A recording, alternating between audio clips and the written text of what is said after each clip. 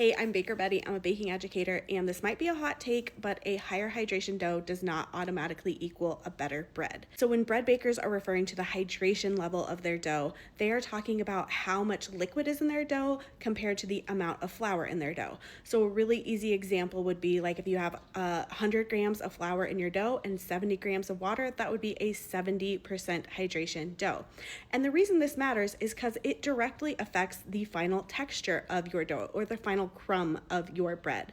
So there are some breads when a lower hydration is actually really desirable. For instance, like a bagel. My bagel recipe sits around a 58% hydration, which in bread world is pretty low. But this creates the proper texture. It creates a closed crumb and a dense texture. That is what we are looking for in a bagel. If I went up to like a 70% hydration, it's going to create more openness, and that is not what a bagel should be. In contrast, I like a really open crumb structure in my focaccia. My focaccia dough sits around 82% hydration. This increase in water allows the gluten to be more extensible so that it can stretch farther to create this more open crumb structure. And where we see this conversation come in most often is with like sourdough breads, specifically hearth style breads, like crusty artisan style breads.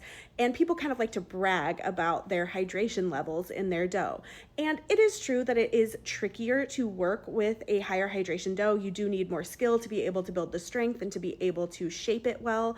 But a higher hydration does not automatically equal a better bread. It just creates a different texture. Hydration level is also very relative to the type of flour that you are using, because whole grain flours and higher protein type flours are going to absorb more moisture and feel like a lower hydration dough than if you were just using all-purpose flour with the same amount of water.